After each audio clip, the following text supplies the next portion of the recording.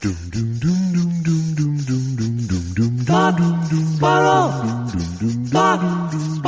2 Jews, 2 mics, 2 hours, starting now. Woo, did I push it today? Woo. Woo. I mean, I guess 903 is one thing, but when you start getting to 904, it's like, why don't I just say, I don't respect the process? We get to 905, I start thinking about a text 5-6 minutes away. Are you talking about the drama, the moment to moment, the TikTok of it? No, yeah, just the, like if it's 9:05, I go, should I text him and see if we're doing this? Or should, and then I'll wait another 5 minutes, and then usually you're there. No. Now, here's the steps. First of all, power of attorney is still needs to be signed. So the steps are, I have not heard from him. If it was a true crime thing, I think by 9:15 you would have called the police, right? Yes. A missing podcast report. No, because that would only be if you, well, no, I guess if you didn't hear from me, you know what? We should probably not be, what is it called? Are we spitballing? I hate that expression. I don't know. I think we both are convinced that at some point this podcast is going to involve a wellness check.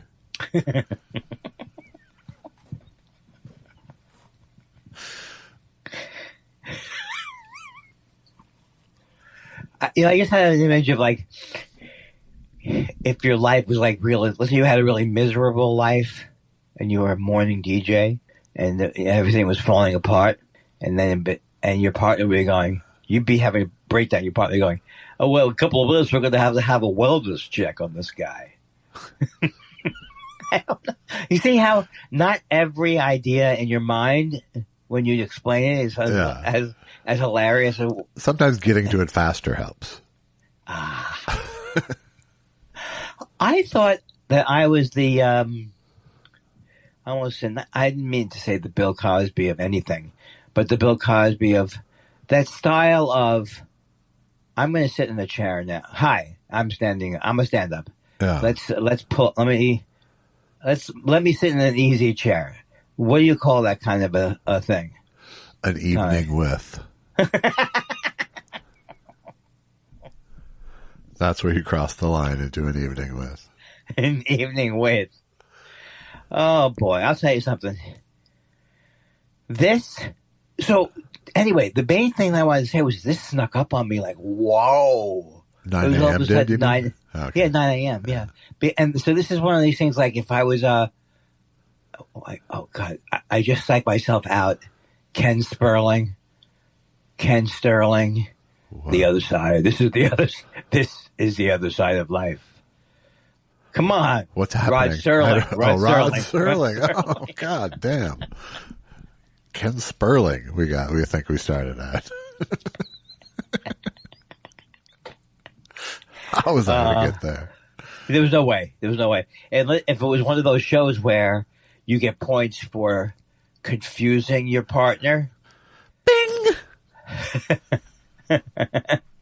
I still can't get over the fact that I don't know how. I mean, it's not something to get over, but the fact that I don't know how to play bridge, that I saw my father play bridge with himself and enjoy himself.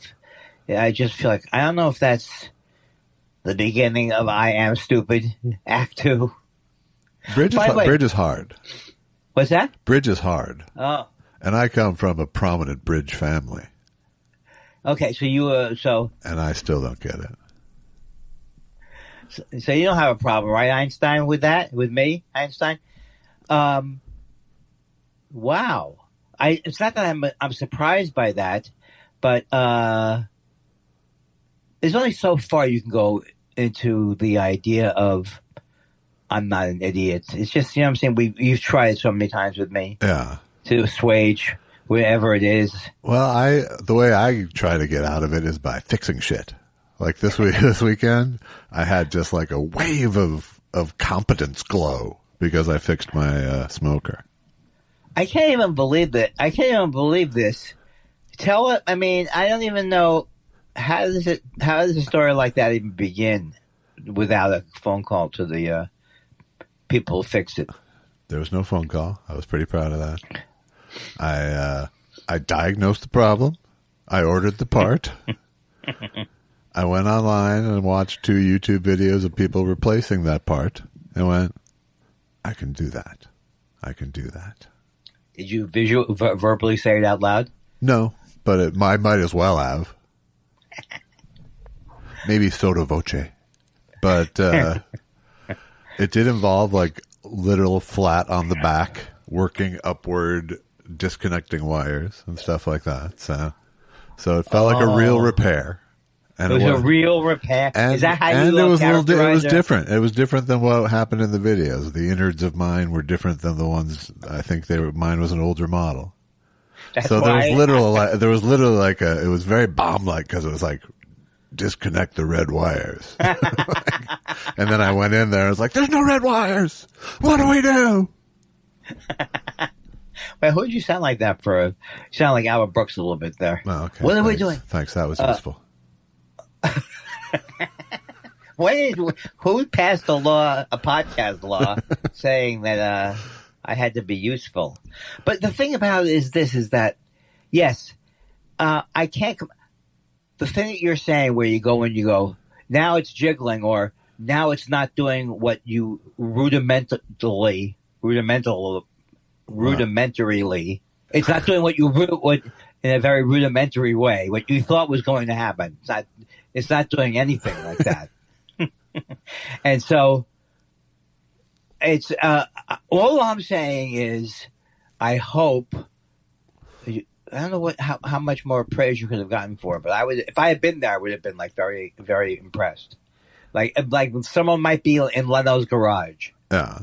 You know, when he, well, I really love the optionality that YouTube presents me. And this has gone both ways, where there's something that needs to be fixed. So I can literally go on and watch a couple people do it on YouTube and go, that's for me. That's totally not for me. You know, but at least before you do it, you look at the different things? You just see what the job is and what it entails. And I can then decide, do I have that skill? Do I have that tool? Do I have that patience? You know? Well, you're a and good sometimes the troubleshooter. answer is no. And sometimes the answer is, yeah, I could do that and spend $25 on a part instead of $250 to have someone come do it. You don't do anything that requires you making a printer with your, one of those printers. With 3D printer. 3D printer. I'm the kind of person who would think that I would like a 3D printer and then not, and then maybe even pull the trigger on it and then use it once and then realize it's hard. I'd be the type of guy to have a 4-track recorder. Oh, just get me a 4-track recorder, and that's all you need to do. And then I get one. I do nothing with it, and it adds to my general feeling of failure. Yeah. Well, that wasn't really my intent when giving it to you. But I'll take it. Yeah, well. You know what? The truth is, I'm still waiting back on a couple of things from that.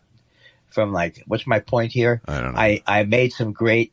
It's like the house. I'm saying it's like the house in Big Pink with the band. Is what I'm saying was that when you gave me that 4-track recorder, right? It's the same environment. Don't make me go back over the because it's in my head right now. I go, well, you could go right into one of your Woodstock anecdotes with the band and just quiet down. Pull out of Nazareth.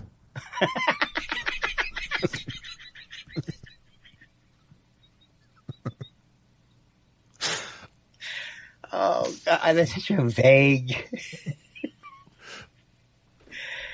Oh, hey, buddy! It's a roast, but with good. Everybody is observing a nice, gentlemanly way of doing it. You know what? By the time you're done, I'll wish I had pulled out of Nazareth. And that might make me feel, you know what? This is the thing that bothers me. If we were Christians, we would know. Would we know what Nazareth meant more? I still feel like Nazareth is. Am I getting it from Jesus Christ Superstar? Am I getting it from Godspell? Where am I hearing the information from? Well, they chose. I mean, Nazareth. There are Nazareths throughout the world, and he's talking about Nazareth, Kentucky, let's say. thought there was only one Nazareth. No. Because people spread their biblical names throughout, as they Easy, say. keep it in your pants. That's why you live in Little Tel Aviv. Why is that? That's terrible. Yeah, but I'm only culturally Jewish. Nevertheless, that's what you have to tell everybody. You live in Little Tel Aviv. Oh. But I think it wasn't. I think when you choose that biblical name for your place, you're trying to put some extra sauce on the whole situation. You are. Yeah. But what are you trying to now? Let's say I'm the stupidest person. By the way, did we give credit to when we ended up at the end of the whole one of our parrying back and forth verbal athletic suicides? God damn it! What am I saying now? I don't know. I really don't know. No, I'd like to know. I don't know. Okay, I'll come back later. It's something to do with Jesus or Nazareth. I'm sorry. Did we ever finish? Was the beginning of it? Oh, he's put his microphone into his coffee cup.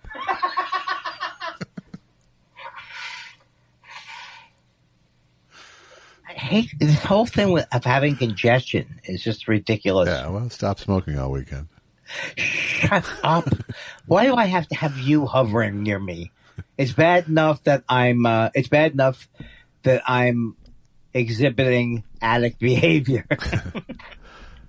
It's bad enough that I end up it's bad enough you end up belly up on the couch with a dozen pot bones. Okay, I guess they can't all be gems. Speaking of belly, once I fixed my smoker, I smoked a pork belly yesterday, and it was. I know. I mean, I don't know, but I do know that you said that. Yeah. And how was it?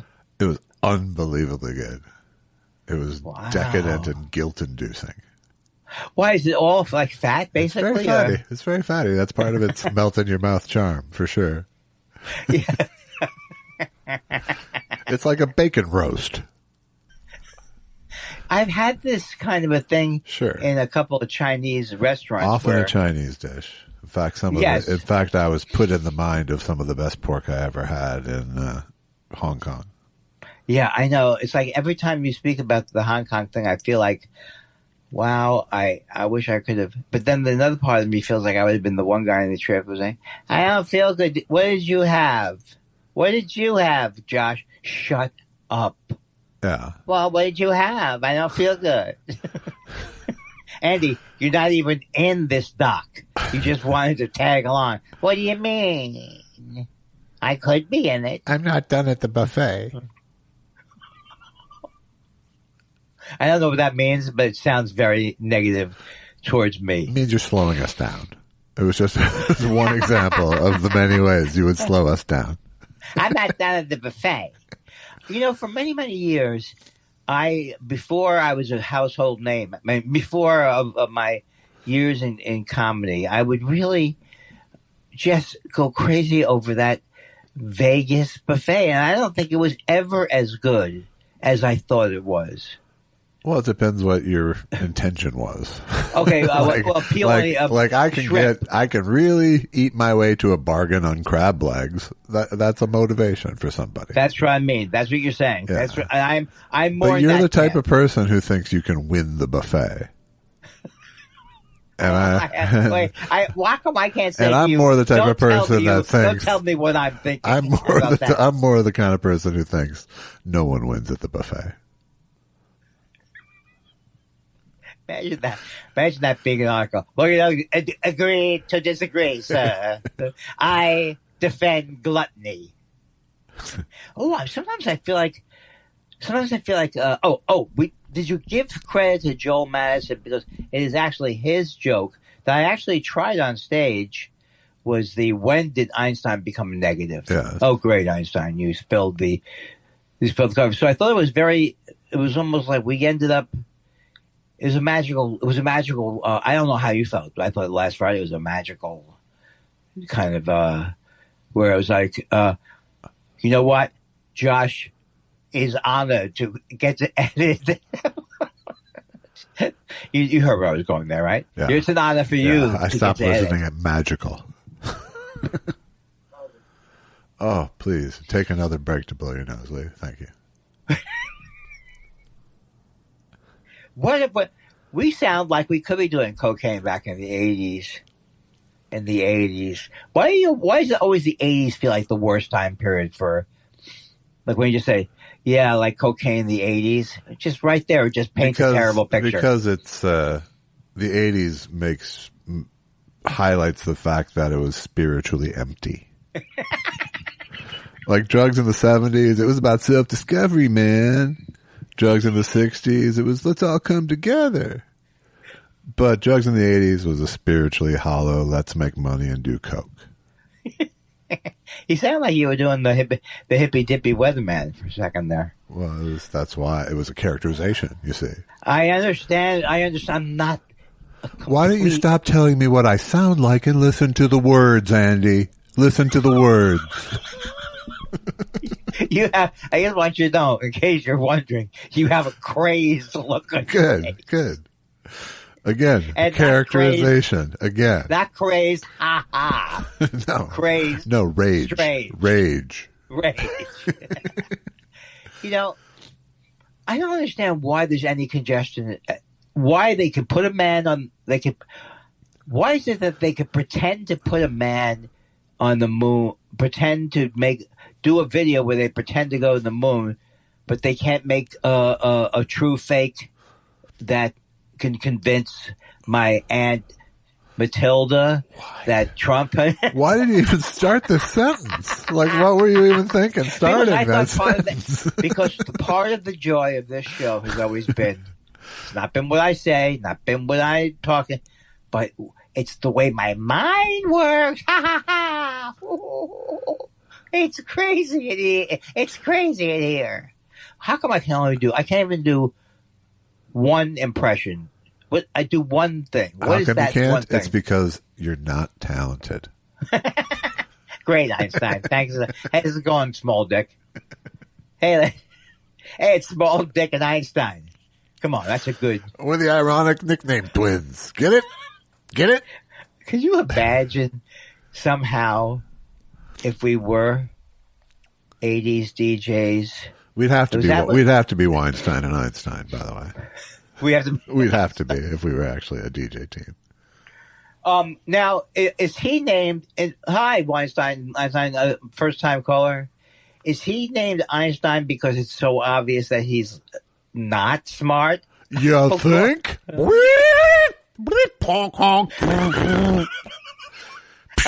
Cash call.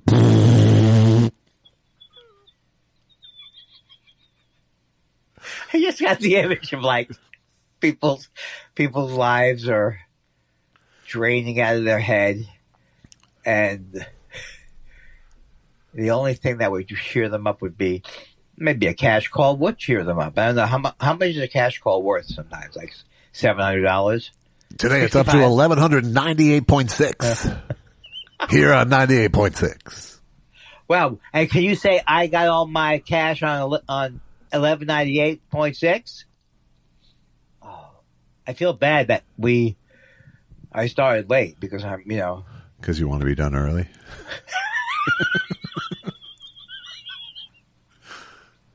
That is not true.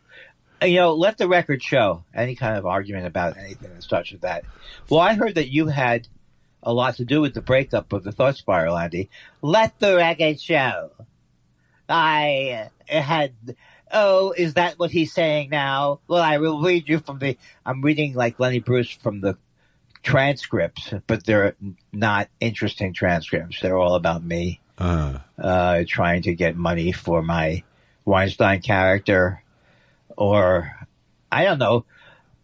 It's like oats. We talked about oats, right? Whole and oats. Yeah, I suppose. Okay. I mean, did we clear it up? What are we missing? The story about oats and Hall and Oates. No, about how they. You know what? I'm so tired of myself. It is not, to me. It is neither interesting. It doesn't move the show along. It doesn't help my appeal. Dementia. Oh, okay. Yeah. Stop it! I like how bad how bad you're acting. Because not bad, but how you go right. Oh, you mean dementia, right? Wah wah wah. $65,000 in Q cash. Honk honk honk honk. By the way, didn't you feel a lot younger than Lindsey Graham? Oh my God! Oh God! I really did. This is a kick in the teeth, and I just want to say, and I haven't prepared my eulogy yet, but let me just say that for everybody out there, let's take a moment of this for people who are still broken. No, they would be broken up by this. How long after the event now, when they're hearing this? They get an extra week to process. Right. Now I want to say, he's one of the people who, God bless his soul and rest his sin, he got by somebody, yo. But he's one of those guys who, when you think back about who exemplified that hypocritical, this guy Clinton is a terrible person because he slept on his wife, and who symbolized that more than this guy Lindsey Graham, and then you cut to, he's just a apologist for a lot. He doesn't even have a trying to be McCain-like. Trying to be like his, McCain, who he probably only ever looked good because he was with McCain on the thing. I can't get any more energy for this, so no, I hope I did a good job. Really it's like the evil twin of Mark Russell right now. Yeah, I can see how that would be terrible. Give me a non-bouncy C. Give me a out-of-tune dirge. I'll see you later. I can't deal with this anymore. I really do think I need to go to an ear, nose, and throat guy. My parents used to take Sinutabs. Yeah, I took some Sinutabs in my life. My dad was a Sinutab, then clotrimazole. What are you doing, Dad? Taking a quarter of clotrimazole. My mother and my father took those kind of drugs oddly. And when I say oddly, I mean there was always like, take a half a clotrimazole. What's the point? Make it the dose. They were drowsy. They didn't want to end up like you right now. I know, but I have, you know what's interesting? Say what you want about me. And I do. I'm just going to leave you more. I'm leaving like enough. What do you don't do a lot of room tone, right? On your show when you edit? I think of it as all room tone. By the way, we have some merch coming out. No, I'm only kidding. Okay, so look. No more sentences you can't finish, Andy. No more. Okay, I agree. And I just want to say that as I hear a plane, and this is like my whole life, it's like either I'm thinking of Gruber's joke about the original Glenn Miller band, and they go, "Hope it's one of ours," and now that has been added to, it could be one of ours very quickly. Yeah. How do maybe start purging some of that shtick as you get older. Do some Swedish death cleaning with your shtick. Oh my God! What a terribly cruel thing to say. You know what? I take that. I know it was meant in a mean way, but I'm going to take it I'm going to take it in the best way possible. I'm going to take it in the same way that Susan said, "Stop hating everything." When I would be complaining about Spectrum, I'd be in the living room writing a anti-Spectrum musical, and I can't take it. Okay, you know what? I don't think I've seen a Spectrum commercial since I have Spectrum to get, but I don't see Spectrum anymore because I don't see their cable. Right. You're still using their cable? Let me tell you something. They just got named slowest technology of the year by Technology Magazine. I'm sorry. You were onto something there. They were voted worst bottom rung internet service. And you know what? Everything is this now. Everything is, hey, would you like to get put this thing in and get 2 cents off a gallon? 2 cents off a gallon. And Why then you're gonna not? say, Why not? well, because it is probably, I'm lying, it is probably 10 cents off a gallon. But I feel so mentally defeated at that point.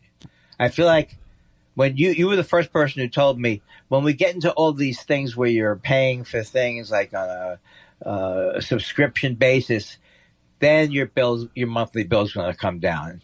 That's what you said. I'm glad you were listening in your normal manner.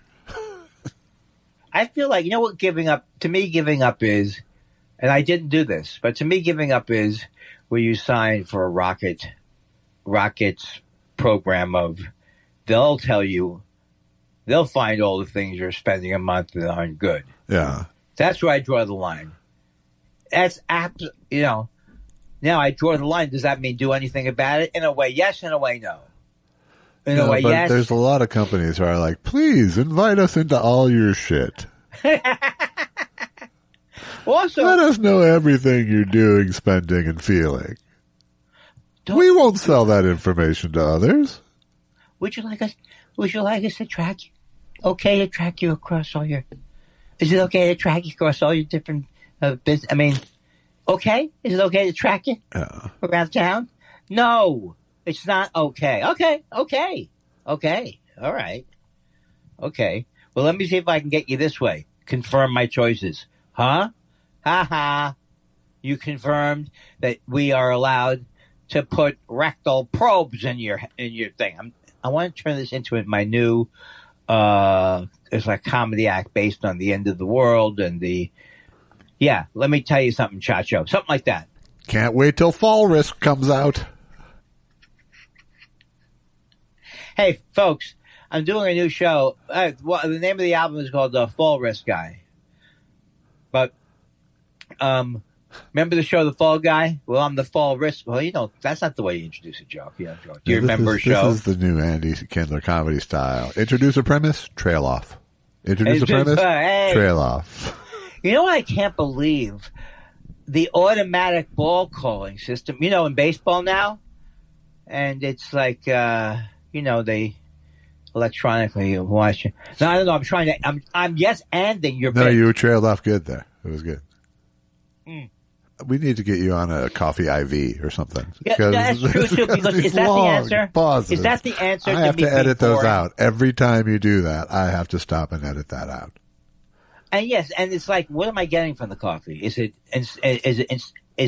stimulating me? Is it making me come up with each week? I hope and pray that the coffee or the Adderall or whatever it is, I bought this. I started to buy stuff. Is this wrong on the street? I can't even joke about this now. Folks, don't do anything like I did when I was in college and bought stuff. Oh, it's not off the street. The guy goes to school here. Yeah. Do not do that now. I beg of you. It's not funny. I know it's not. I know what I'm saying is not funny, but it's also not funny. This is not your grandfather's drug deal, people. That's so true. And in one way, I feel like but certain things certain things had to go away. You write the song about hitchhiking, I thought bang, and you boom, boom, boom. And then you realize 3 years later, nobody should be getting in a car with a stranger. Okay? That's it. Wrap it up. But 3 years before, it was like, I got go. I'm a girl watcher. Oh, I'm hitching a ride. Freedom's just another word for you're going to end up in a ditch. 49 degrees downtown. Cash call. Where would be the worst? What would be the worst scenario of me and you ending up in a very cold? Would it be Fargo, or would that be too high profile for us? I think I would probably have broken up the team before we ended up in Fargo. Andy Kindler, my comedy buddies here. Einstein, get yourself a new Weinstein, I would say. How long would it been? I was getting up today and I was thinking, because what if we had to do this every day live on the air, 4 hours a day? I mean, yeah, that's a bad. What if? This is still in the realm of like, that's why I can't be a baseball player. We never would have gotten there, Andy. The thing is, I'm starting to see the wind is out of the sails of that's why I wouldn't be that's why I couldn't do well, the most annoying ones are the most obvious ones. That's why I couldn't do brain surgery, because I'd be afraid I'd hurt the patient. How about that you don't have the ability to do brain surgery, Einstein? What about that, you stupid? I'm just saying. Well, why did you say brain surgery? I'm just saying, well, you can't do it. You can't do it either way. But you do have that, and you've said this, you have this core belief that you could basically do anything you set your mind to, I think. Yeah, that's like a childlike way. That was the way, when I was a small child and I was living in a dark hole of my parents' despair, I used to go, no, you can do it. What are you doing in here, Andy? This is the ballerina class. I don't care. I'm doing it. Yeah, I'm working against the other fixed mindset in a way. What's that? Like when it comes to fixing the grill, for example. Like that, my fixed mindset 20 years ago would be call somebody. It would have just been automatic. Yes. That's what I learned. My dad didn't fix it. It was almost a joke if my dad tried to fix something. But over the years of like watching over people's shoulders as I paid them to fix stuff for me, I started to feel like I feel sort of inadequate because that's pretty fucking easy. You know? Right. I wish I had real life things like that. Yeah. I went to the oil mechanic. He replaced the struts. I was like, I'm looking over his shoulder. Why am I paying him for that? I wish I had 2 anecdotes in my whole goddamn life. But that's the bad example. Like struts, I go, that's a guy's job. That's not. Oh, me. right. That's But not you're me. talking about. I'm talking about doesn't require special tools or skills. Right. Well, that's the thing. Now, you wanted in a way to get a new one if you could, but it would have been just silly because this is something that does go out. I was kidding about that, really. Oh. I mean, obviously, there's always that when something breaks, there's 2 things that are going to happen. You're going to repair it or you're going to replace it. Right. But, no, I love my thing and I'm good at using it. So I wasn't like excited really to get a new one. But you start to see the when that window opens, you start to see the possibilities. Like if I did have to replace it, how could I get a better one? You would have you could make the argument that your eating life would improve if you had it's not so much my eating life, it's more my these are the places I feel senses of accomplishment these days is like, oh, hey, look, I made pork belly. That's really fucking good. Think that's great. And so that would give me more possibilities. Like, oh, now I could make my own lox and feel that sense of accomplishment of getting that skill. It's not even so much like I want to eat lox all the time. It's like I like getting a new skill. I really I like the idea, and I don't know, think about it, but run it past yourself. I would love to try some of these locks that you're making. Mm-hmm. Back in the old days, it was like, Andy, do you smell that? Could you at least open your eyes and give me the impression that you're in a conversation with me? This is so ridiculous. You're just Why am I'm hanging by this thread of, I was even going to yell at you. I didn't even take any gummies past midnight. Fuckface. This is you. This is you right now. Look.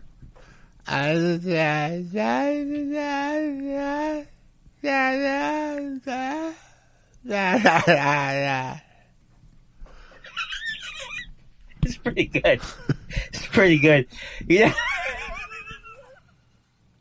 You know what it is? I don't think you realize this. That I have a lot of, and you know this from our off-pod meetings. I got a lot of stuff on my plate now. Uh-huh. Mostly gristle. Mostly. You know what my new thing is? My new thing is, I'm going to order from Illuminati's in Chicago. Well, actually, I don't do that, but I will bring in something from Palm Springs. You always say Illuminati's like Illuminati's. Right. What are you talking about? It's Illuminati's, and you say Illuminati's. Yes. Well, I say it because for two reasons. Uh-huh. One, I have a limited scope in terms of speaking. Uh-huh. Secondly, thirdly, and Like fourthly. Coco Golf. Go. Why do you mock me? Why do you mock me? Idiot. You, my friend, are an idiot. Well, okay. And your point is, I think we don't do enough of those kind of things. And you're saying that because... And that's bad. Why? And that's different. How? Remember when Rob Schneider was Like the everything has the 4 questions as its template. Passover. Right. Well, Larry Miller had the 5 stages of drinking. Uh-huh. Well, I'm aware of that. Is Larry still around? I know I say things like this. How does it not sound callous? But the other part of it is, look, it's better than me, what I was doing a minute ago. At least I'm concerned about something. Yeah. He's not, if he's around, he's not well. I know that. Okay. He had a major head injury that kind of set his life in a bad direction. Okay, well, I love you, Larry Miller. And all I'm thinking about with me is, I had nothing. I was going to go, all I care about generally is my end of life choices. I don't know, what is it? Why do the desire to dig a hole, which I think I've not mastered, but certainly cornered. Now, I have to tell you this. This very sad thing happened, and I got over it, but it was very sad. I got over it, but it was sad. It was the last game before the All-Star game for the Mets. And they were going to win 2-0. Yeah. And then Francisco Lindor booted a double play. So they weren't going to win, turns out. Well, they didn't win. They weren't slated to win. And I got very sad for a second. And then I said to myself, really? Would that have had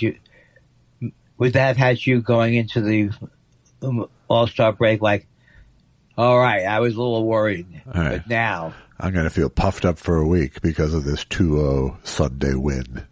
Yeah, because 51 and 54 is a lot different than 50-56. I think everybody... No, it's 40 and 54. Something like that. Forget what I'm saying.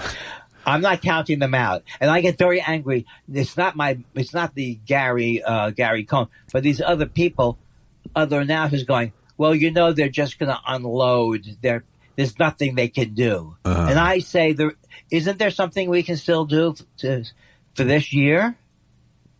Yeah, get assets for next year. Okay, thanks. Sometimes you're cynical. Well, what else can I attribute to your attributes?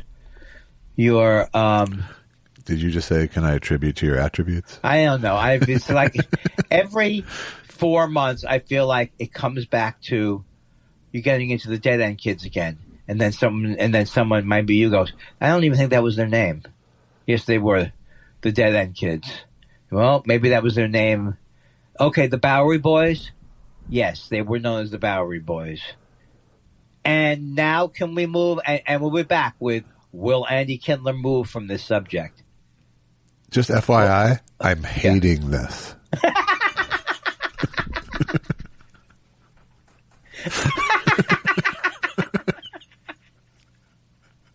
That was good because unless you watch the YouTube show, you won't catch that. He made a very funny face. I hope you'll hear the face of my delivery. Oh, hey, what's the deal? Why can't I come up with a Seinfeld-like DoorDash chunk? What's the deal when you're ordering? Has anybody ordered on DoorDash? DoorDash, more like. So what? You really can't come up with it. You really can't. It's fantastic. With all the research you've done, you haven't come up with a single line. Oh, okay, I got one. Okay. What's the deal with those DoorDash where they say customize? And now I'm just asking you, what is the deal with that? Yeah. I don't understand it. Do you? Customize? Customize. Customize what? That's right. But it's the order. Well, isn't Okay, you order a hamburger. yeah, Hamburger, schmoopy doopy, right? this on the side, Right. and then you hit the ask for, customize. I'd like an egg. Put an egg on that.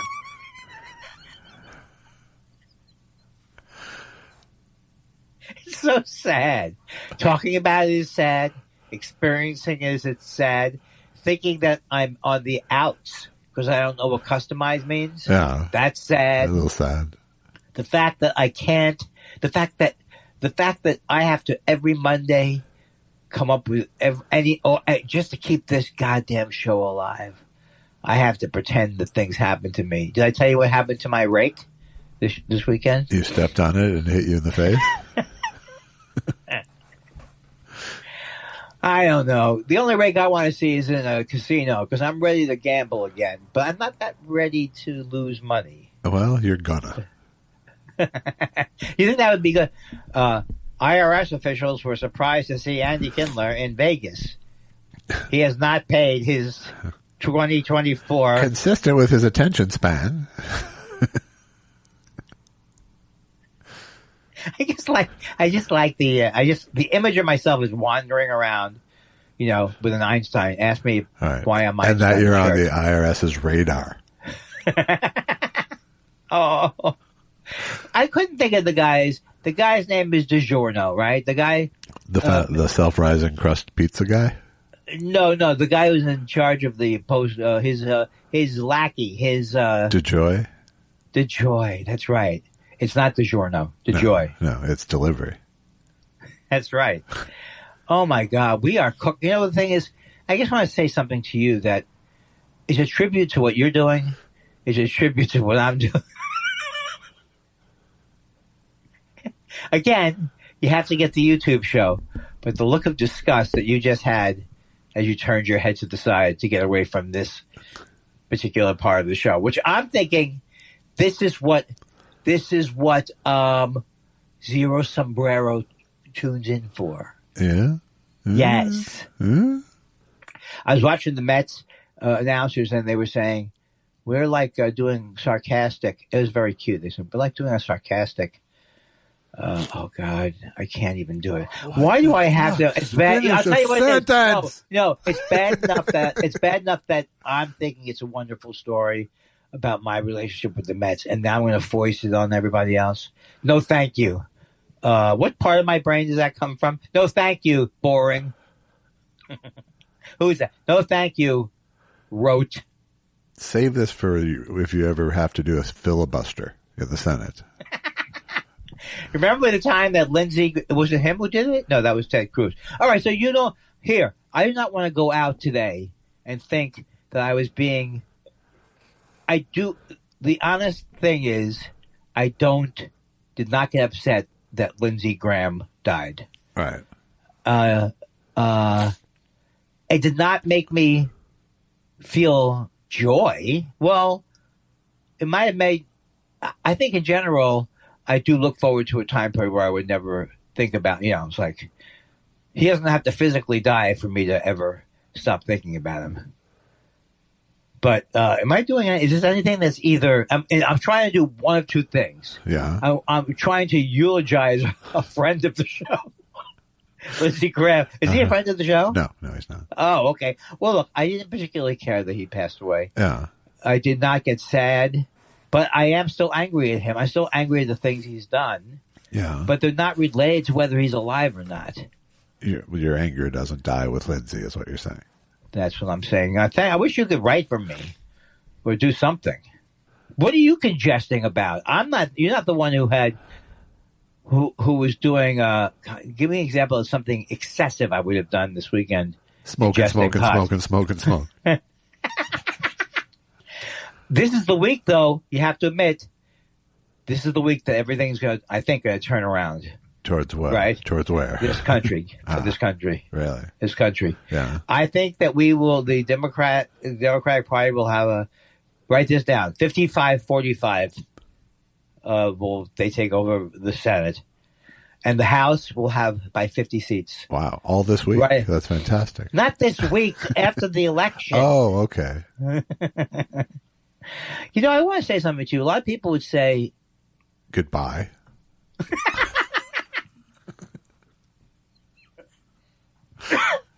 That's all I got, really. But no, A lot of people say, maybe I'll call you later, Ange. No, I like the way that was nice. Though you thought I was hanging up, but I wasn't. That actually made me feel like my wedding night in many ways. Really? I'll get back to you. What's that? I'll get back to you. Yeah, I don't want to say that my wedding night. This is the way I wish my jokes had been characterized or phrased. I don't want to say ba ba ba ba ba ba ba. It's the same thing with trail off. Well, no, but it's like people should have a sign on them saying that they're stupid. Okay, I need something like that for my act, even though I'm the stupid one in the act. It's either that I have to make fun of people even stupider than me, or I have to make myself seem even stupider than I am now. What would you suggest? Well, the latter seems tough.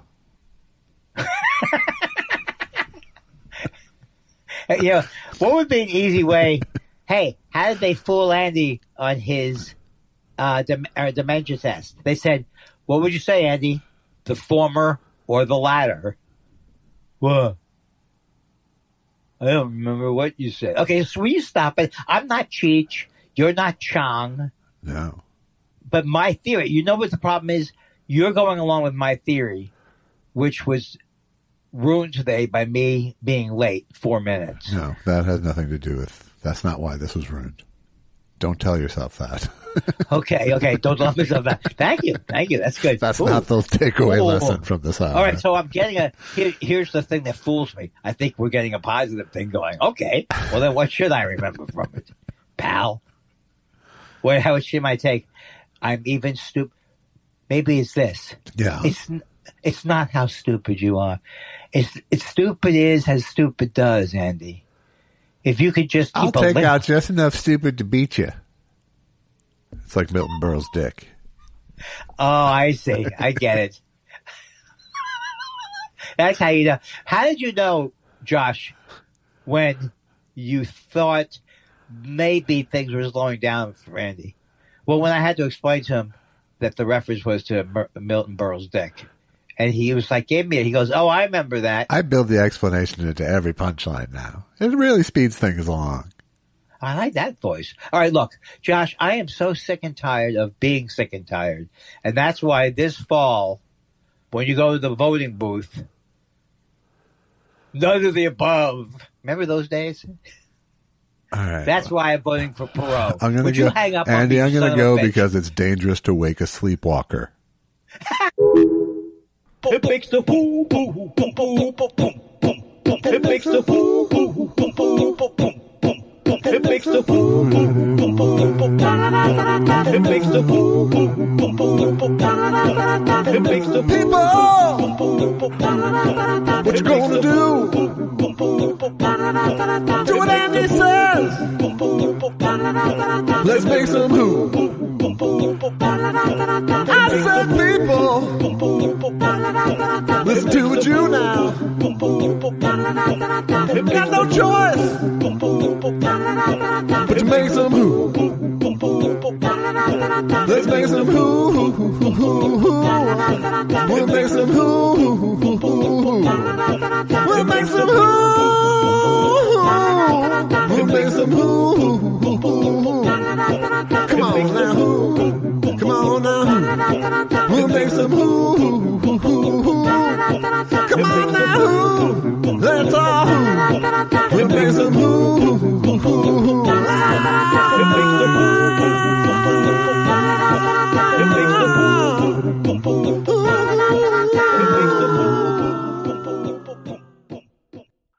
You know what that was? That was a problem on my end.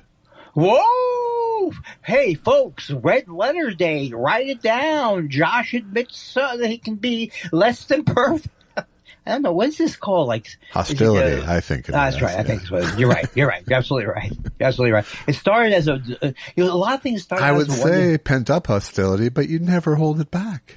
Yeah, that's the thing. Well, because I feel this is a safe space. Sure. For me to say terrible things to my friend Josh, which he will then turn into comedy gold. And then I learned a couple of weeks ago that you have a thing you don't enjoy. You don't like it if I say, if I do an impression of what your reaction is going to be. Oh, I know you're going to say, oh, the lawn movie's good. And then I'm going to say, oh, you don't enjoy that just because, but you can do me all day long. Hi. Hi. Hi. Hi. That's right. There is a little more life to it. Yeah. Oh, wait a second. Are we almost to our month off? Do we have a month off soon? We have as much off as we want. Oh, okay. So you're going to push for the, I see what you're saying. What did we do last year? We went on a trip. We went on a trip together, right? To a, we took the podcast retreat. The Mediterranean cruise. This was the thing, and I think it's time to admit now that we did try to get the Thought Spiral cruise last summer in it was on a pontoon boat on a lake. A pontoon boat. I don't know if it was a cruise, but it was a silver. God, you already said a pontoon boat on a lake, and I felt I had to top you. Keep trying. I don't think you'll get there. I wanted that Thought Spiral cruise. I didn't know a cruise involved paper planes. No, that doesn't work. There's a cruise. Yeah. How many people could fit on a rowboat? Rowboat's kind of funny. Rowboat. Right. The cruise ended when people got tired of paddling.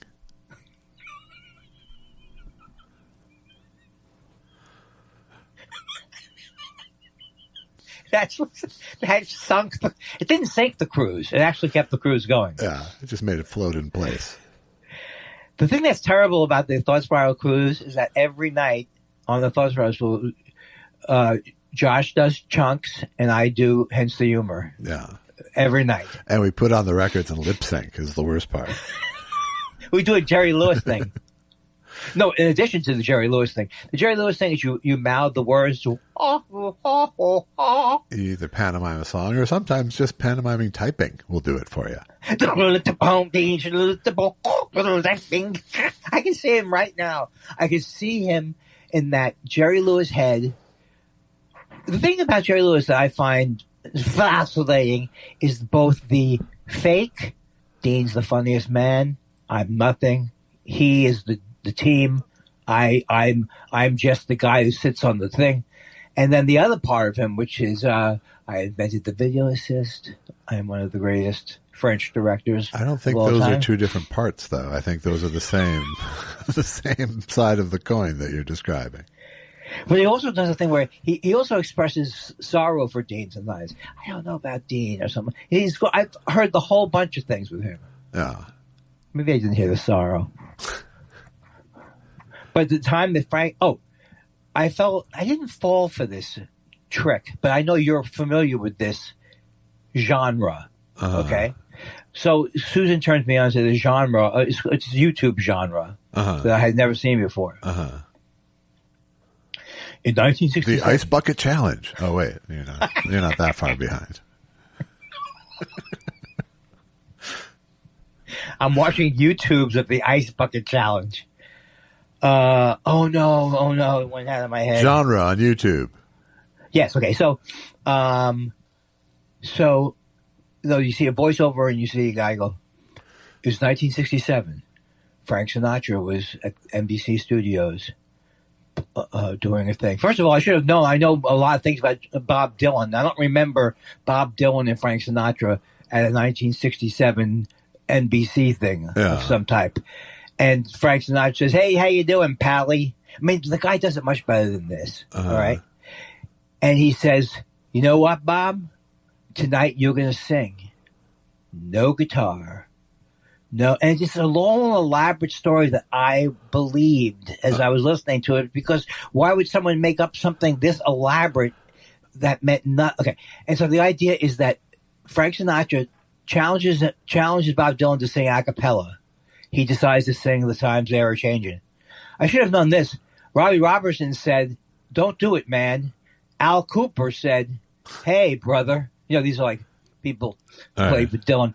All right, so he does an a cappella version of "The Times They Are Changing." All right.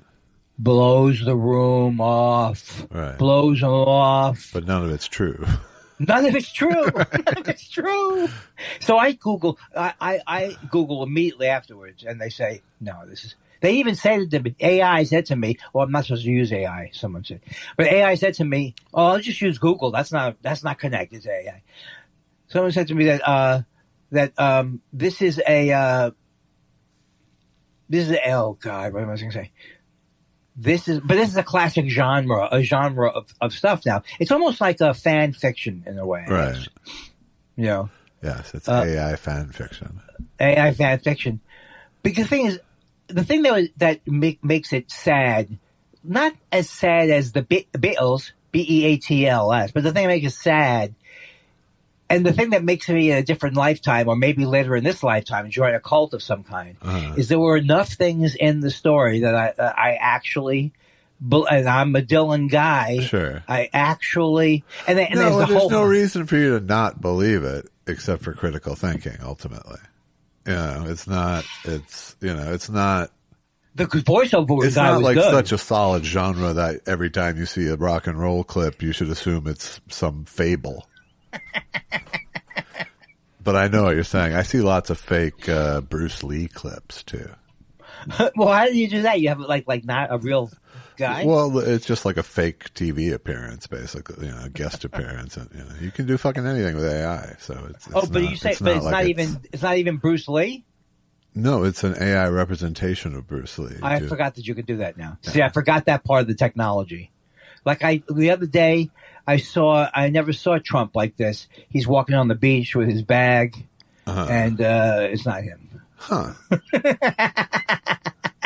It's not real, like the clip of him flying a plane and shitting on New York and stuff.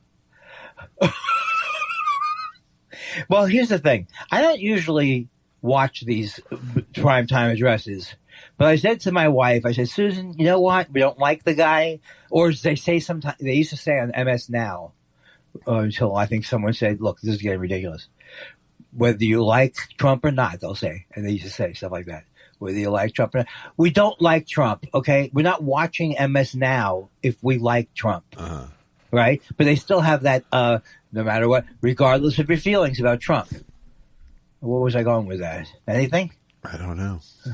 The speech last night, I think. Yes, the speech last night, which I did not watch. I mean, really? I tried to watch it. Yeah. I tried to watch it, but then MS Now cut away from it. But he's going to try. And it has something to do with stopping the 2020 election, right? He's going to the 2020 election. Yes, right, man. Because it's not over. It's still not over. Right. That's his plan. You start again with 2020. Right. Then you have him be reelected in 24. But no, it's going to be him because the Chinese. I know why he's doing it. It makes sense because of the Chinese and John Ratcliffe and all these people. The China did this thing. They didn't know that it was happening. But they did. They did. He was briefed on it at the time, says Miles. Says Miles Turner, who briefed him on it at the time. And I also love. Oh, I know that. I also like when he goes. They left stuff out of the presidential. They left stuff out of the presidential briefing. Yes, of course. Yes, guilty. They left anything because he's known for his riveted attention to the presidential briefing. No, they left out put pictures in so he won't fall asleep. Which is not even. It's not only not the truth. It's the guy who does it has a voice like that. Put something in that's fun for him.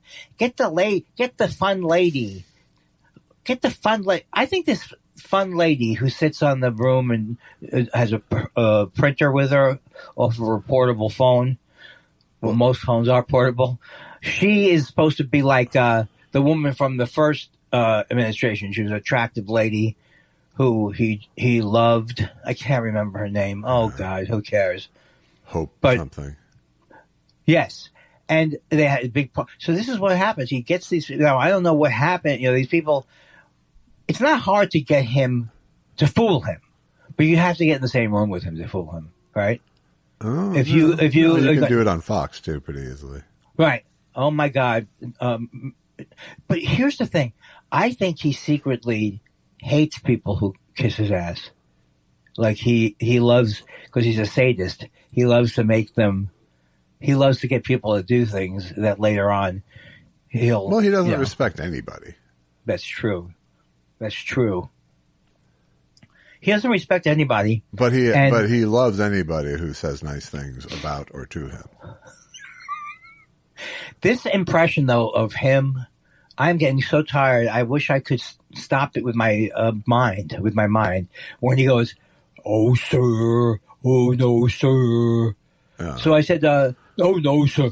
I said, "What does this room go to?" No, sir.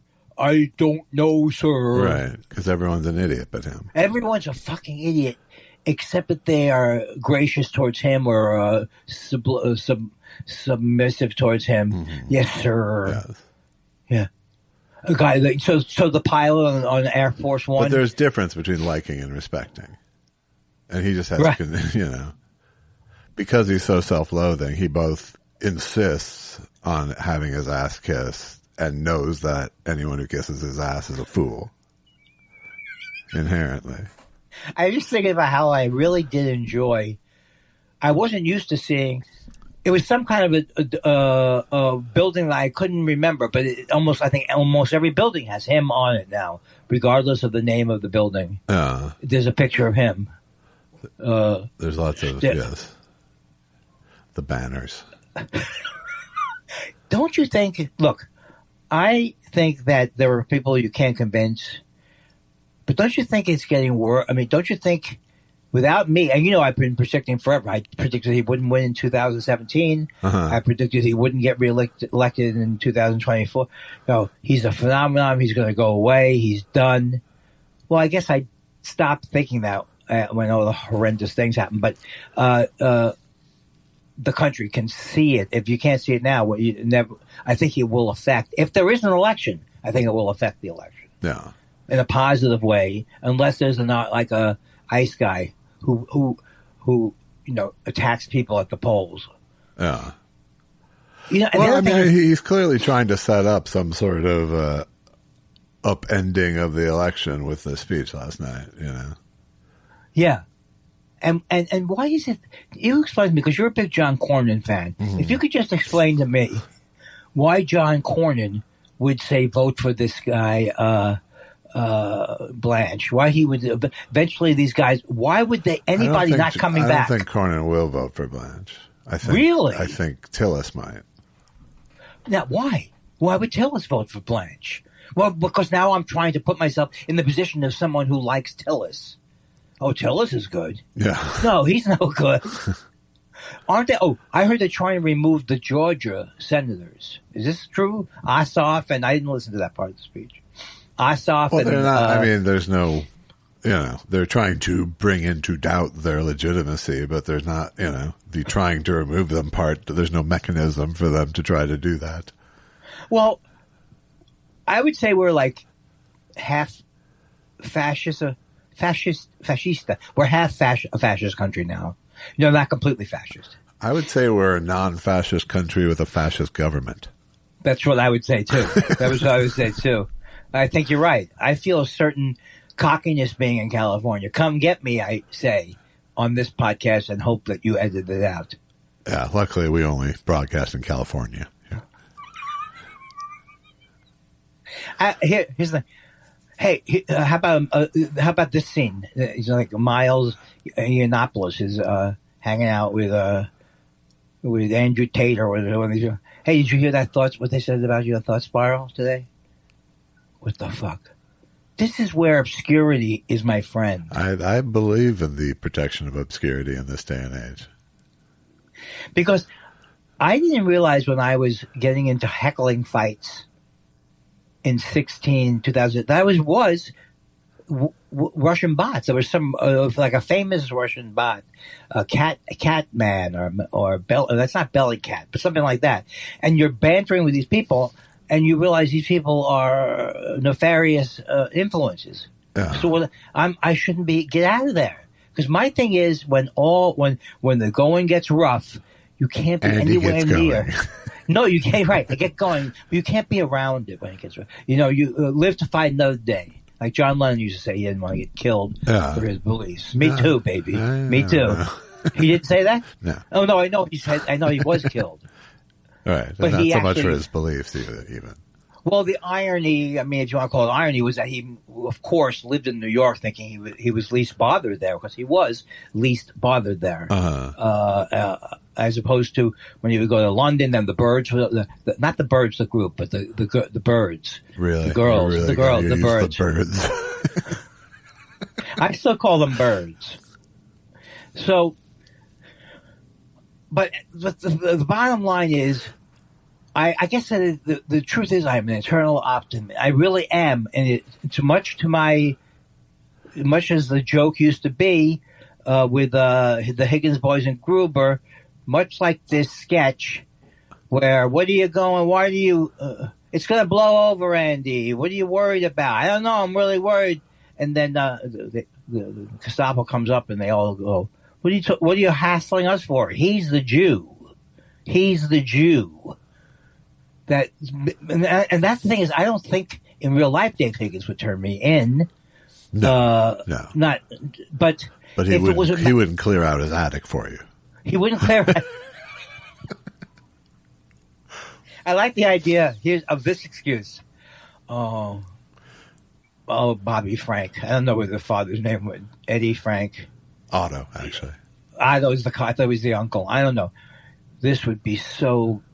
We would love to have you stay in the attic, but we can't. We have an antique. My parents. We have an antique show, and we're just no room between you and the dolls and all of that.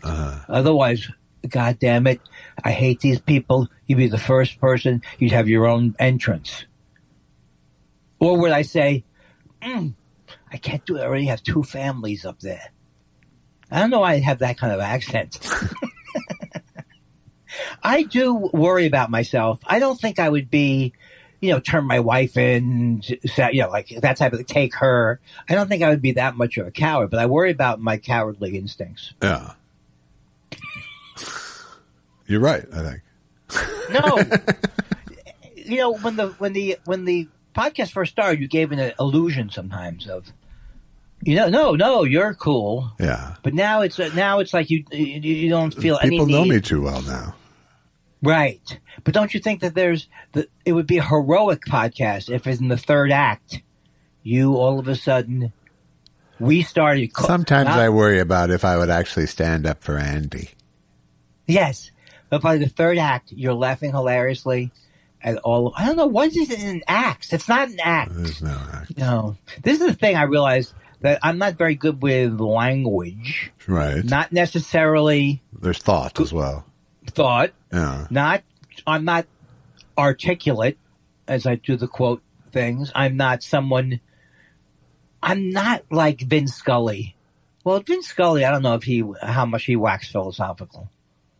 But I can wax philosophical, but then it always sounds like I'm trying to get the story in before you cut me off. That's what it sounds like. Apparently, Andy thought he had a point. Anything but. Did you know now, and I'm surprised nobody has written in about this, that there's a James Mason who's a famous right-wing horrible guy, wrote terrible books. Yeah. And so I would think that somebody would have brought it up by now. Hey, thankfully, hey, our audience isn't reading horrible right-wing books. No, I'm not reading. I'm reading books that are like, I'm reading a book about the Andrew Tate called Clown World. I'm reading books that are critical of these worlds. And then at the end I go, yeah, see? And people say I'm not doing anything about it. Wait, what do I think? I'm reading a book about the making of It's a Mad, Mad, Mad, Mad World. Are you really? Yes. And now, a lot of people say, Josh, you put Andy down for listening to books. Put Andy down. Meanwhile, you've read 2 books over the last 3 years. 3 books. Lorne, The Everly Brothers, which you did not enjoy. Yeah. And It's a Mad, Mad, Mad, Mad, Mad, Mad, Mad, Mad, Mad, Mad. So what is it like? And then Jonathan Winters, we got up in the capsule, and Buddy Hackett said, when we start filming, I'm going to pretend to jerk you off. Is it stuff like that? Yeah, Andy, it's stuff like that. Yeah, everything I read is stupid, and everything you listen to is really smart. But what is it? And by the way, there was like 3 other books in there. I just don't say every week, I'm reading the same thing. I'm reading the same thing. I'm reading the same thing. But what is it that you think you'll discover from this book? Now, this is it. This is the thing. This is gentle bantering. I don't want to get you going. What is it you think you'll learn from it? What are you interested in learning from it? The process of making the movie with that particular set of personalities. So there has to be a lot of hilarious anecdotes or something like that. Well, the prologue is Jonathan Winters being institutionalized. Okay, so it's a deep dive. Yeah. It is a deep dive. Oh, wow. So I don't need books where people give me their opinions like you do. I have my own. For? I have my own opinion. When you denigrate the thing the other person's doing, you really have to, Look, I'm sorry, I'm not like you, an ass-kissing star fucker who reads a book about Andy Richter because he thinks maybe he'll get mentioned in it. I don't do that, Andy. That's not what I do. Exactly. I read books that are like, I'm interested in the timbre of the times. Okay, look. Now I think you have said something that I would like to know more about. What the other books are that you've been reading? Well, I went shopping in my bookshelf for a little bit. I bought okay. Dr. John autobiography. I read a Mike Wallace autobiography. Oh, that's cool. Are they yellowed pages? They aren't that yellowed because they weren't ever cracked. And I was reading they're all showbiz, but I was reading the Tim and Tom about Tim Reed and Tom Dreesen. I bought a used copy of that book about their Who wrote that? Was it both? They both wrote them it, with another author. So they're very weirdly going from third to first person a lot. It's a strange. It's not that well written. Let's be honest. But well, and by the way, we didn't talk about it. Tom Dreesen dying and well, and I was thinking about that the other week. Is it our job to talk about every comedian who dies? No, I think only if it touches us in some way. Tom Dreesen was a nice guy who I met a few times, and was his own particular like tiny legend because of Sinatra and all that. And I think, and because of his black and white comedy team in the '60s, which is was a brave thing to do. Oh, so okay, but were they funny? I mean, no, Tim Reed's funny. Yeah, I think, right? Wasn't he on WKRP? They were. I mean, it's not like you could take the act and it would be funny now. Yes, but at the time, they were brushing. They were taboo breaking in many ways. I laughed the first time I heard this joke from Tom Dreesen because I didn't even think of yeah, my ex-wife, who I call the plaintiff. Is that right? Did I get that joke right? If she's suing to divorce him, she's the plaintiff. And then at that point, I wasn't as up on. Hadn't watched Perry Mason in years. I didn't really know which one the plaintiff was. Uh-huh. It's amazing that someone as incredibly bright as me, when it comes to certain, I had to look up perspicacious. And I've already forgot what it is, but someone good with words or something, or good at their job. Perspicacious.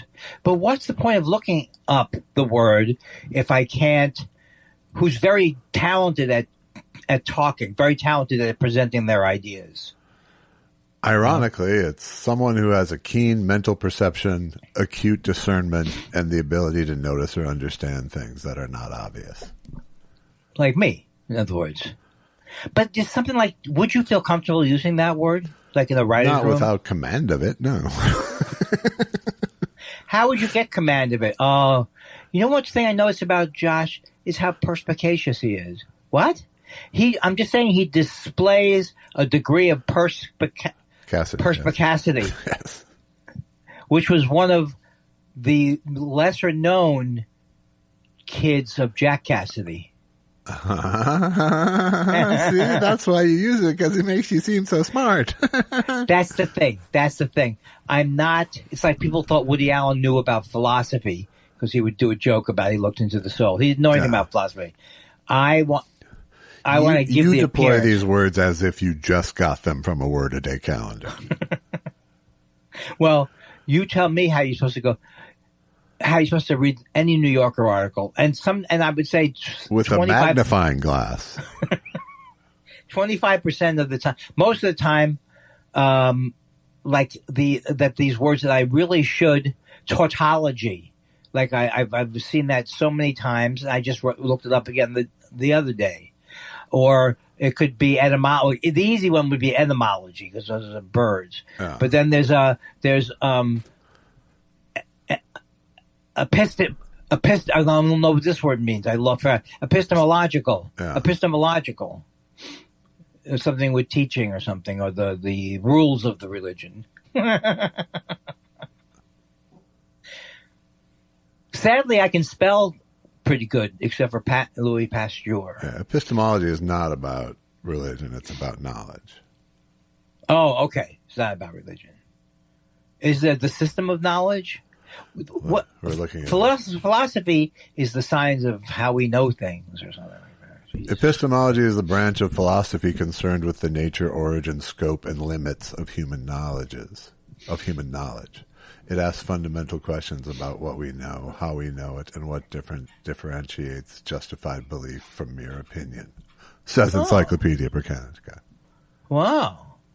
You know what I'm impressed by? That you have a talking dictionary. Because you said. You said. No, you know what you said? And then he said, I'm looking it up, sir. That's very disturbing that you in other words, I question now what he sees when he looks out of his stupid eyes. I think he sees. You should. Like hulking masses around him. He tries to find the gold, and then where's the gold? Like, where's Waldo? Where's the gold leaf? Did you see what he did with the West Wing? He had some kind of, why can't I still do this joke that Dane Cook's own, or maybe I could translate who would I use this joke for to freshen it up? That Dane Cook has his own font, sans comic. Right? That's pretty funny, Josh. I think years ago. If he's the freshest target you should go for. That's what I'm saying.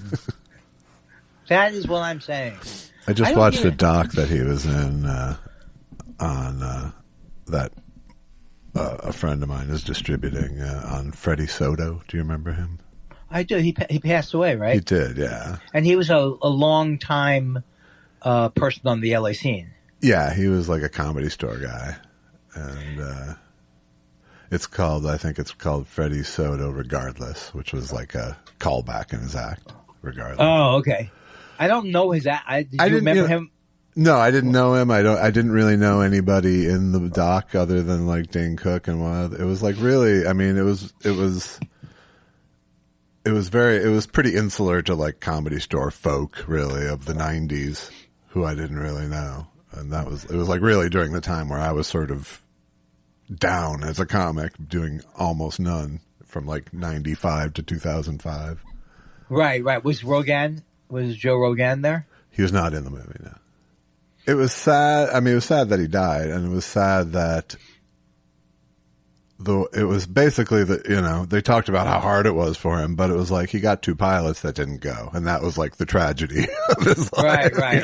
Yeah. So it was lacking perspective in some ways, but it was a story I didn't know. And if you're a fan, sounds like I don't want to know. I think I would like to see it. And where is it on? I think it's not streaming yet. I think you have to. Oh, okay. Buy or I have rent my it. connections. Yeah. It's like, they say wherever you get your podcast, I get it from a guy named Steve. I'm just warming up. Good. I'm ready to go out into the club. Takes him a half hour to clear his throat, this guy. Time's a ticking on your 45-minute act. Yeah. Time's a ticking. It really is. That's going to be fun with you and Frank Conniff, though. I'm sorry, Flores, 1977. She said, don't talk about this on the air. Yeah. Don't mention it. But I am going to mention it. Frank Conniff will be, and there may be a very special guest who flies in on the Friday. Very special guest.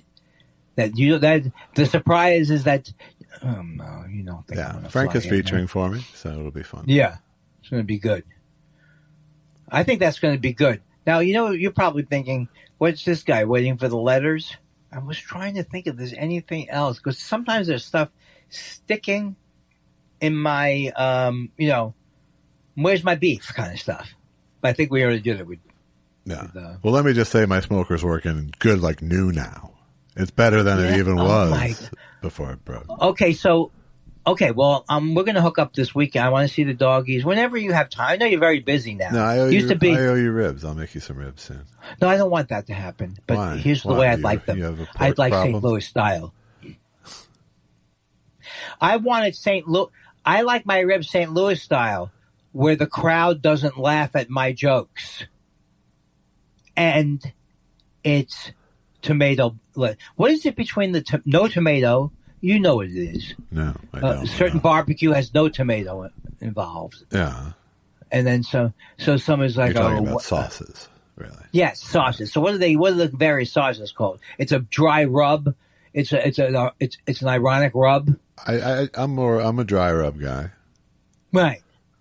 Which has flavors of both Memphis and Kansas City. Although Kansas City has a tomato and molasses based sauce. Ooh. Down in the Carolinas, you'll get a more mustard based sauce. Oh my God! You'll get more vinegary sauces in the old South of the more central South. I had great barbecue in Atlanta, I think, at one point, or I don't know exactly what I'm saying, but I did have a great barbecue in small towns, which I can't remember completely.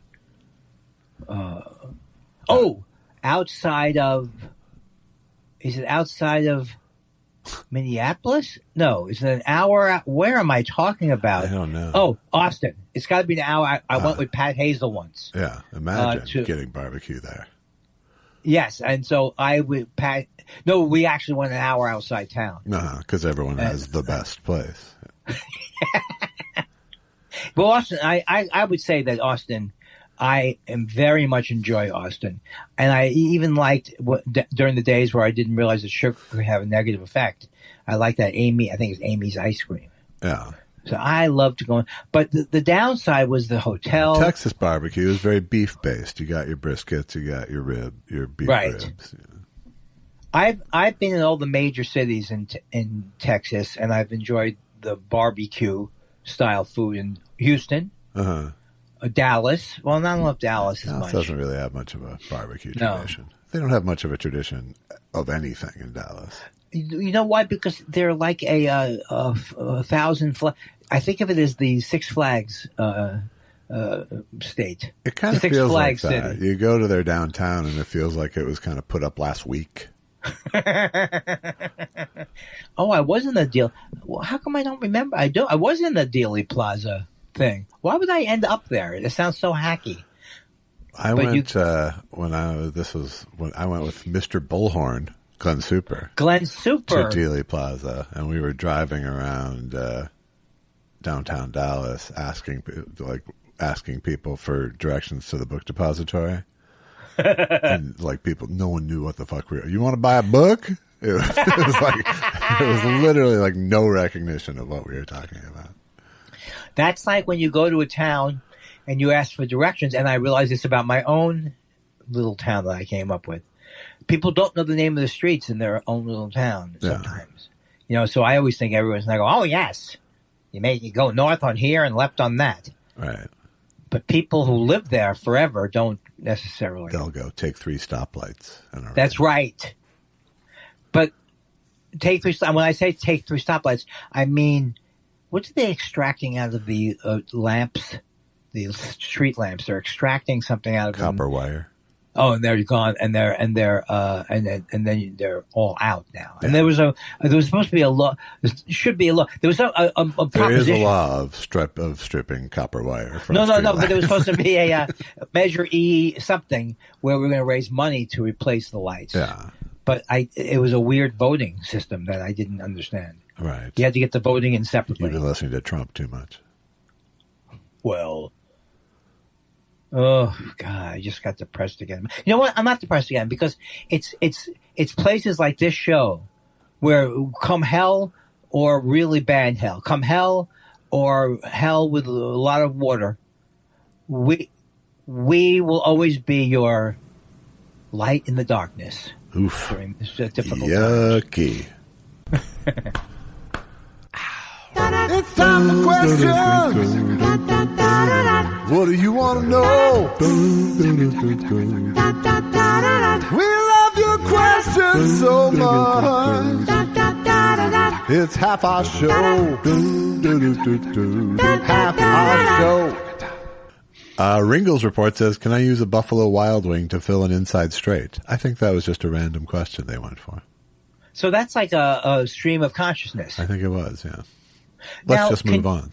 No, but I wanted to find out, do you like any of these wings places? I like wings. I don't go to the big, the Buffalo, like Buffalo Wild Wings? Yeah. I don't go to the big chains, but I like a good wing. Does Dave's Hot Chicken have any wings? They do not. They just have the hot chicken. Which is also good. I'm afraid of it. You should be. You don't like hot things. Right, but I mean, but this is doesn't it burn your mouth and then you can't even taste it? No. It doesn't? No.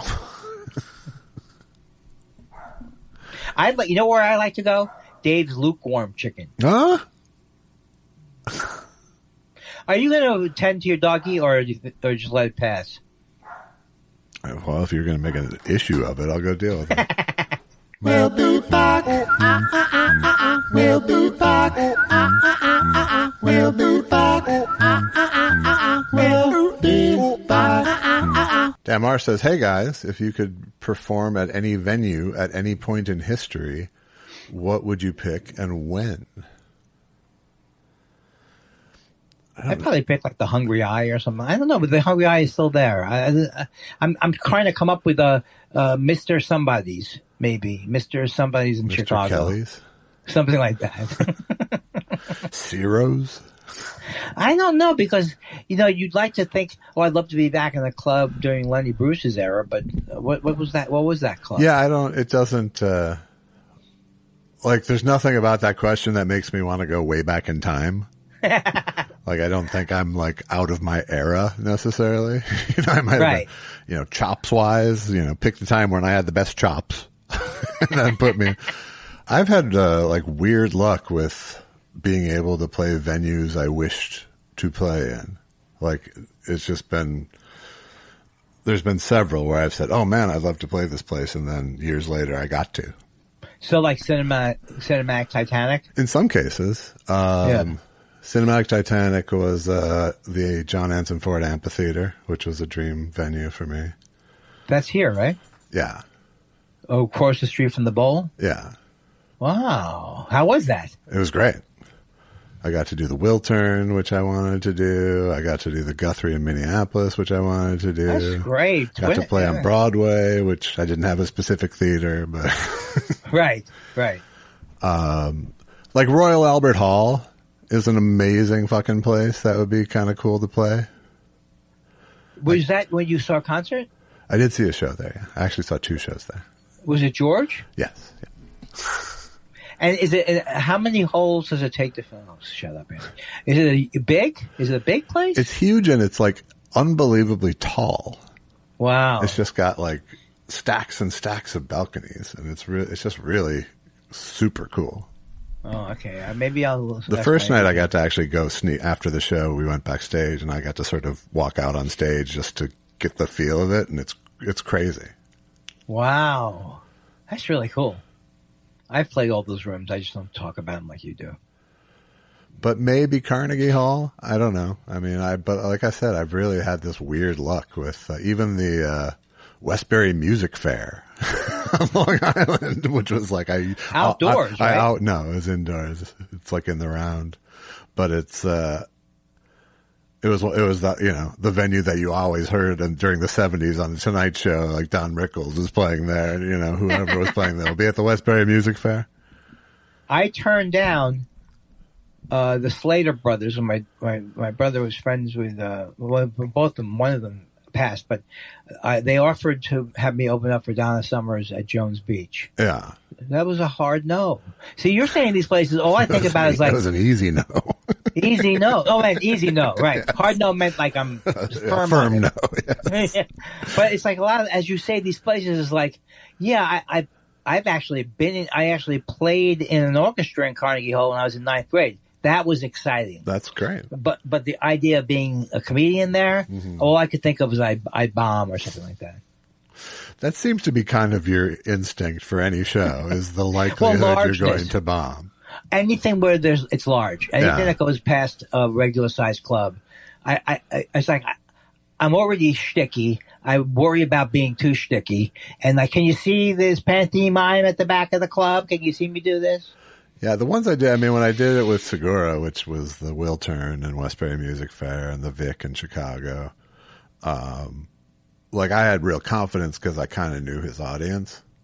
Right. And I knew that's great. I knew it would go fine, or good enough. Well, I used to feel that way before Amy Mann and Michael Penn, but they didn't. I thought that the Universal not wanting to see anything but the band did affect me, or maybe it was my act. Yeah. And you have to look. Sometimes after all of these, you sucked here. You weren't good in this one. You were at a gym once. Maybe it's not the venues after all. It could be. It's a poor carpenter who blames his workshop.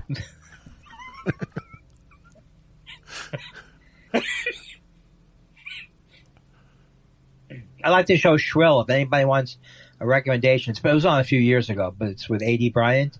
It's very good. I like it a lot. Yeah, I was watching The Hawk last night. Okay, I saw a scene from it, and it looked like over the top weird. I'm tired of him. And this is weird because for a long time he could do no wrong for me, and I still think he's a hilarious person. Yeah. But he's been exposed. I guess he got people were booing the way he was covering the home run derby. Oh, were they? Yeah, they just thought. But I thought it would be funny because he just is like not covering it like. He'll be saying weird things. Yeah. But is it the comment? Is it the way? What's the premise of the show? He's a professional golfer, a down and out professional golfer who's like making a comeback to the PGA Tour. Well, how is that? Why would they make that after the other one that they already have? The one with Lucas Allen. I mean, with Wilson. With Wilson and Mark Maron. Right. Doesn't it seem like that would be my thing? I was like, why are you? Didn't they just come out with a golf thing? They did, yeah. Different channel. It's a different channel, but yeah, it's Fortune Femster's in it, and she's good. Oh well, we love Fortune Femster. Is it Femster? Femster, whatever. Yeah, but it doesn't save the whole thing for you, right? No, just because I'm just tired of that frequency from him. Yes. Yeah. And this one scene I saw where this woman was just, who was it? The one was just yelling at Molly Shannon. Oh, by the way, I love Molly Shannon. What did I see Molly Shannon on? And she's pretty funny as an awful person in it. It's a bunch of awful people for the most part. Yeah. I saw her on Andy Cohen's show, Watch What Happens Live. I just like Molly Shannon a lot. She's really, and she's a very sweet person. Yeah. I'm just saying I know her. I got that from that. You get it? Do you understand? Yes. I inferred that. I implied it. Magkowski says, has Andy ever read the Led Zepp bio from the 80s, Hammer of the Gods? It's not the most trustworthy text, but it's definitely entertaining, even if you don't give a crap about the band. It may be out of print, so check eBay. I read it. I did not read. You know what? I think I did read it. You're back lying. in this. No, because I remember there was a lot of debauchery. Well, I read Nobody Gets Out of Here Alive, but when I went to the audiobook selection, I decided not to. Well, I don't think you can get it, but you say it's out of print. But I went with a more. I don't think Hammer of the Gods is out of print, by the way. But there was one recently that from a guy who's written really good books that I don't know his name, but it was an excellent book about Led Zeppelin. Yeah.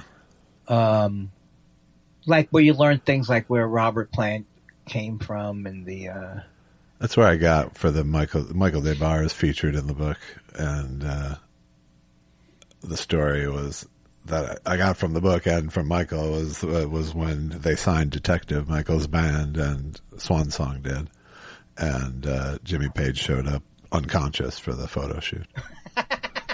And they took the picture anyway, and everyone got in trouble. Well, their predilections got Robert Plant seemed like the most interesting. Well, their drummer had a lot of problems. Yes, they did. I mean, it's stuff like that was I'm sure I've told you this before, but one of the moments when I was interviewing Pamela Des Barres, and she was talking about the period when they were intertwined with Zeppelin, and she was like, a lot of them were going through some stuff, and she's like, well, not Robert, well, not John. And I'm like, Pamela, there's only 4 of them. Well, I mean, the lead guitarist, I can't remember his name now. How terrible is Jimmy that? Page is his name. He does have, he was going through, he collected Aleister Crowley things. Yes. For a while, they did kind of think. So many of those British rockers went through their dark arts phase with Crowley. And then Eric Clapton, he went through his racist phase, I heard. Sure. And it only lasted half a century. Madkowski also wants to know, Josh, have you or Andy ever owned an infamous car? For example, Chevy Vega, Ford Pinto, the Yugo GV.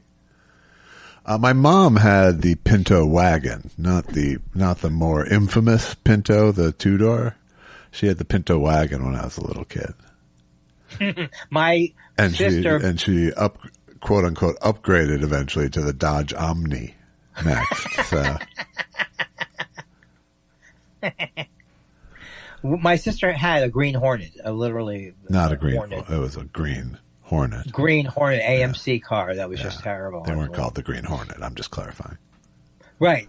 No. I understand that the car was called the Hornet, but what was the color? It was a Green Hornet. I understand. I understand. I'm trying to clarify for the people who are under 100. No, the most. I don't think. I mean, my shittiest car was my first, which was a '74 Celica that I owned in 1988. So. And those are the cars from a lot of those cars from that time period had braking problems if it hit water. It didn't have braking problems, but it was this like a rear wheel drive car that weighed nothing, and I was still driving in snow and shit. And it was like a hockey puck. It was really, really unsafe. Oh, that sounds dangerous to me. Very dangerous. John Dunbar says, is First Thought Theater, I hope no one calls it FTT, is it a response to Allen Ginsberg First Thought, Best Thought tenet? No, it's quite the opposite, actually. I would say that Allen Ginsberg was onto something with his particular version of it. Well, I mean, it's just he wasn't going for jokes. Well, and also, the origin of First Thought Theater, as I coined it, and maybe someone else used it before me, but I coined it independently. Right. Was the meaning of it is this is a joke that any civilian would come up with, basically. Yes. First joke. Or in our case, this is what Leno would do. Right. Yeah. So that was a way to sort of explain why I was passing on a joke, is that it's a little First Thought Theater for me. Right. I like that. Did you use it in the writing rooms? Yes, that's where I got it from. That's where that was its use initially. Well, that might be a nice way. It's a nice way. It was an attempt at being a nice way. Yes. Nice person. The mean way of doing it was to mime piano, doing a bouncy piano thing like Mark Russell. That was the mean way to reject a political joke. But I wouldn't want First Thought Theater is meant to be, like the current thing would be like, there's this the stomach virus coming from lettuce from Taco Bell. There's a bunch of First Thought Theater jokes about diarrhea and Taco Bell. Yes, I'm surprised that that's not an actual ingredient. Is septolitis. Oh, you got it at Taco Bell? Well, I'm surprised that this is not far from 80s comedy. Right. First Thought Theater. First Thought Theater. Zero Sombrero says, is it a coincidence that the hold music for AT&T wireless customer support is a royalty-free sound-alike of Ricky Don't Lose That Number? I had to make myself stop laughing at this when the rep picked up. It's very Simpsons. It's a very Simpsons joke. But I like, it probably wasn't a coincidence. It probably was someone's whimsy someone's unsupervised whimsy that got into the system. I heard of one on hold that sounded very much like Bruce Hornsby's thing. That's just the way it is. Yeah, but it wasn't quite it. So I think it was like a stab at sounded like parody, not parody, but yeah, theft is really the word. You know, it's like if I was to come up, we need background music. And and it has to be generic. So I go ba ba da boop ba dee beep ba dee boop ba da ba ba ba. But sometimes people go the shadow of your smile. Okay, here's a song. Ba ba ba ba ba ba. That sounds a lot like the shadow of your smile. Oh, I didn't realize. Okay, someone's killed me. Dan Marsh says, I know white privilege is real purely on the number of times cops could have arrested me for weed and didn't back when cannabis was completely illegal. What's the closest you guys came to getting arrested with weed? Were you ever carrying a lot for some reason and had a close call?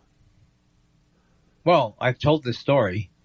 This is the scariest story. Was I was driving upstate New York, going to school. I had weed, really good weed on me.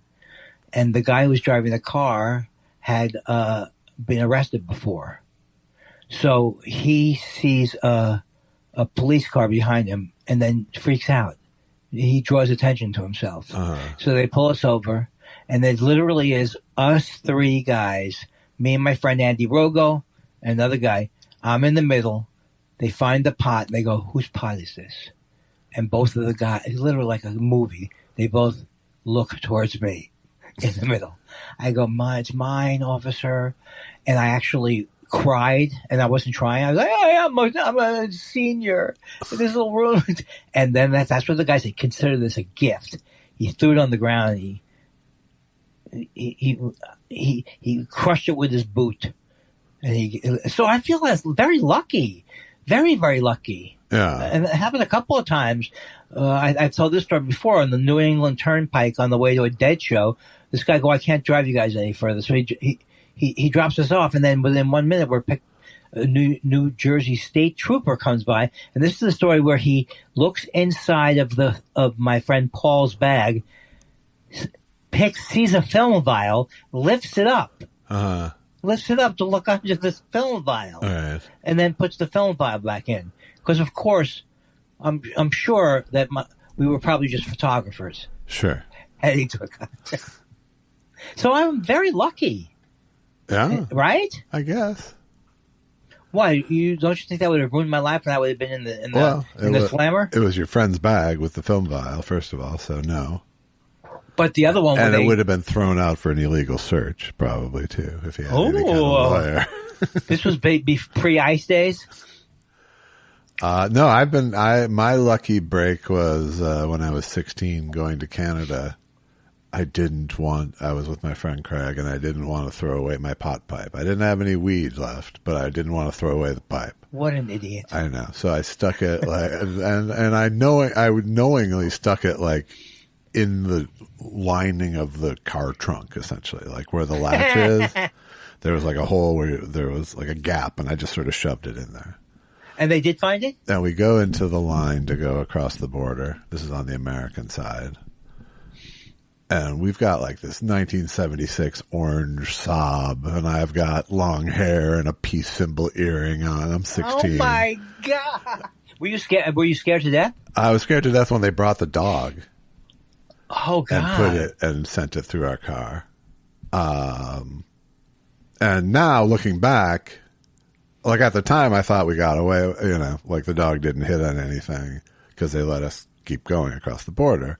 And then on the other side of the border, they pulled our car over again and ripped it apart looking for it. So I assume the dog actually did get a hit, and they were trying to set us up for a bigger crime across the border. But they ripped apart our car and found nothing. So that's unbelievable. Weren't you? Must have been scared to death. I was very, now very you're in scared, Canada. Yes. I was more scared because I had done this to Craig. Yes. Because he wasn't even a pot smoker. It was my pot. That's terrible. I was more. And the only saving grace was that I had lent him this I had like this flashlight that shot pepper spray out the front that I had won in a raffle. And I had lent it to Craig like weeks earlier, and he had left it in his car, and they confiscated it because it had a weapon factor to it. Oh God! So he lost my flashlight for me. Wow. Well, so you had So there was a little anger on both sides. I ceremoniously threw my pipe into Lake Ontario before we crossed the border back to America. So. Oh, you used it in Canada though when you were there. Well, I cleaned out the resin, but I didn't get more weed. Wow, I can't believe it.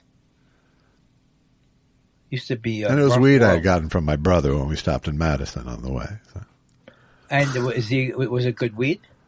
No, it was 1980s ditchweed, but it was. Oh God, I can't all believe weed was good weed back then, but no, we did Madison, Chicago, Detroit, Toronto, New York, and DC on that trip.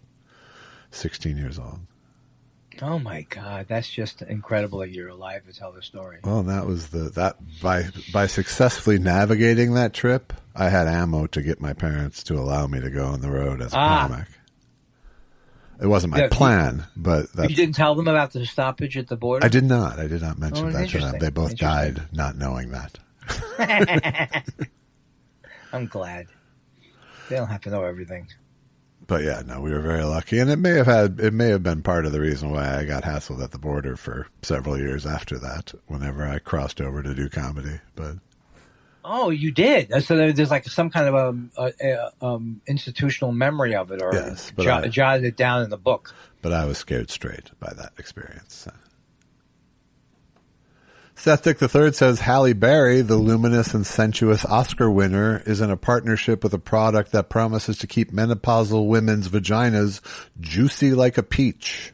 Oh my God. Mama Dick III wanted me to tell you both, Andy especially, that the product the exquisite Miss Berry reps does indeed work.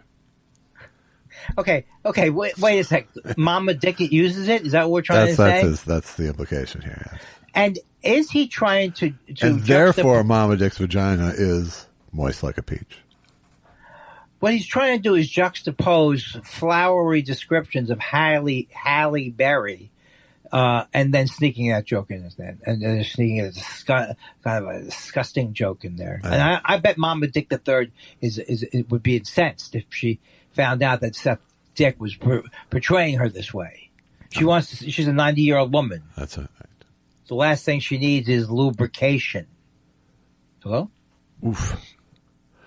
Randy Woke Pride, Radical Left Scum, says, listening to the audiobook Michael Richards' Entrances and Exits, have not finished yet. Have either of you read this? Thoughts? Well, we talked about this, right? I am impressed by his work ethic and preparation. Makes me miss the show Seinfeld and shows like it. He narrates the book. Well, that's interesting, but I wouldn't think I'd want to listen to his book right now. No? You think it's still too fresh? Well, is that tea? Do you have tea going on there? No, there's some sort of construction outside. Well, it was certainly enough to drive every thought out of my head. I forgot the question now. It was about Michael Richards. Oh, I'm not interested in reading his take. No, I'm not really either. I'm not against you who read it. No, but I don't have nothing could make me miss Seinfeld. First of all, right? Because we've seen it on every level. Well, no, I just got tired of it the first time. But I loved it until I got tired of it, though. Until the later years got bad. Yeah. He's an odd man. I've met him a couple times. He's certainly Jerry. No, Michael Richards. I didn't meet him, but he would do sets on before he got in trouble with the Laugh Factory. He was doing sets, and he was like, "Don't tell people who I am," that kind of thing. Yeah. Was that how you under these auspices of meeting him? No, I met him at parties, so it wasn't quite as formal. And it was just unpleasant. It was somewhere between standoffish and just not connected. Right. You know, I'd like the more friendly way to take it was he's just not a very connected person. Right. Right. Pickles says, if you did something so noteworthy that SNL would have to stunt cast you for its cold open, which applause whore would Lauren pick for you? Wow. Wow, what does that mean even? Please explain it to me. I was lost with all the different imagery. I'm not exactly sure. I think who would play you in a stunt cast version? Like I Saturday don't Night know. Live? I mean, it's hard to find someone who's both appropriately me and an applause whore on the cast. Right. Or even in the celebrity world. Maybe Josh Gad. I don't know. Now you're thinking. Now you're coming up with it. That's right. Dan Wade, what? Says, Josh, do you have a favorite episode of Documentary Now? I don't know if I have a favorite one, but they were great. I really like that show a lot. Obviously, it's kind of right up my alley, but, was it Fred Armisen? It was, I think Fred Armisen and, what's his face? The Barry guy. What's his name? The Barry guy. Who starred in Barry. Bill Hader. Bill Hader, yeah. And then I don't remember who the third creative was on it, but really super astute parody and very just funny. I don't have a favorite one. Maybe the Grey Gardens one, but that's just the first one that came to mind, really. Did you see, what did you think of Walk On or something, the Johnny Cash? I never saw it. The Dewey. Walk Hard? The Dewey Cox thing? Yeah. It was funny-ish. It was directed by a friend of mine, so I don't want to... Was it Judd? No, it was Jake Kasdan. Oh. Not really a friend of mine, a former work acquaintance who I have a great deal of respect for. Yes. I sound like a yes man now. Yes, you do. Yes, I am. Daniel Bird Doctor says, could either of you please sing Karen? Don't be afraid to go along on this episode. Feel it. Feel it. It's what kept me coming to the show in the first place, and it's like it never happened. Thanks, guys. You're the best. Karen, have a bit. Don't waste your time on me. Karen, can't you see? You want somebody who will help you be strong. And you want somebody who will help you belong. However, Karen, I just changed the words. That person isn't moi. Thank you. No, thank you. By the way, you can play that as much as you want because I wrote that song. So no one's going to sue us. Daisy Petunia says, I forget, did you watch Baz Luhrmann's Elvis doc? It's called Epic. I thought it was a lot of fun. No, I didn't. I didn't even know about it. I just knew about his Elvis movie. I would like to see it. It's a documentary. What was the movie he did? That was a recent movie? I think it was just called Elvis. And it had, actually Elvis was in it, right? No. Well, he's probably in the doc. I get it. I get where I went wrong. That's an apologetic improv person. Yes, and I guess that was the wrong road to go down. The Light Herder says, I meant to send this over many months ago when you two were talking about him. Joe Coy, more like Joke Oi. It still gets me. Then they said line read Oi should be spoken like my Jewish mother from the Bronx would have said it. Followed by, which brings me to the question, how do you feel about a line read? What does that mean? About someone giving you a line read. Oh, you mean directing you? Yeah. Well, I think if it's the director, it's fine. I don't, but... As an actor? As an actor, only as a last resort do you get a line read. Are you talking to... Okay. Yeah. You just don't do it as a director unless you really have to. Right. But I was talking about as an actor. You were being annoyed with a line read. I'll listen to anything. I haven't been in anything in many years, of course. But I would listen to whatever the director said because I wanted to please them, unless it became obvious that the director was trying to big time me or whatever the hell. Dominate you. Dominate me. Then it's no go. Then it's no go. B. Wonging says... Hi, fellas. I have recently finished reading Elliot Kalin's book, Joke Farming. Its focus is on writing jokes consistently, i.e. for a TV show. Can you recommend any other joke writing literature, or audio literature, Andy, Also, Josh, did you ever work with Elliot for the MST reboot? Apologies if you've spoken about it and I missed it, or if it's a sore subject. Thanks for the great shows and consistent laughs. I'll take my answer off air. Thank you. I did. I worked with him, but not directly with him. I wrote stuff for some of the episodes, or I don't remember exactly how it went, but I just kind of did it on my own and sent him in. So I didn't follow up or actually collaborate with him at all. But I've met him. Very nice guy. I don't have any other good joke writing books, really. Well, there's that one by Gordon Jump. No, that's a cold reading workshop. There's one by Gene Parrott, which doesn't seem like it's good. He wrote for Bob Hope. Yeah. So that's a non-recommendation, is what you're saying? No, well, it's not. I don't think it's good. I think there's plenty of books out there. I just don't know of the good ones. I did like Richard Belzer's book. It was kind of funny.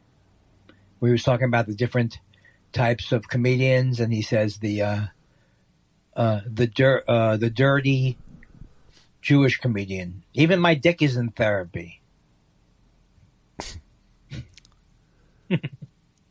Andy says hello. In the beginning of your test show 456, Andy does a part of a bit that's all I need now is you and your blank, and I believe it's from Barry Sobel bit from his Dr. Katz episode.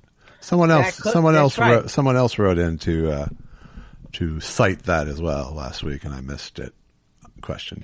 That's all I need is you and your, because it does sound Don Morarish, but I think it might have been Barry Sobel. Why would I doubt the story of the person saying it is that? Julian Peters says, I'm reading Vonnegut's Hocus Pocus and came across his description of high-frequency trading. It was their cocaine, their LSD, their jug of Thunderbird wine. What say you, James? Andy, did you ever go through a wine jug phase, perhaps inspired by Kerouac? Well, I got to tell you something. I'm not going to take the bait here. You obviously want the James Mason impression. Don't try and butter me up. Well, I always appreciate when a great author like Vonnegut gets in on the promotional train with me. Remember, Thunderbird wine, it's an unusual taste all its own. It's not even wine, you idiot. It's wine-ish. It's wine adjacent. I like to think of it as wine plus. It's a fortified wine, you idiot. Yes, fortified with deliciousness and alcohol.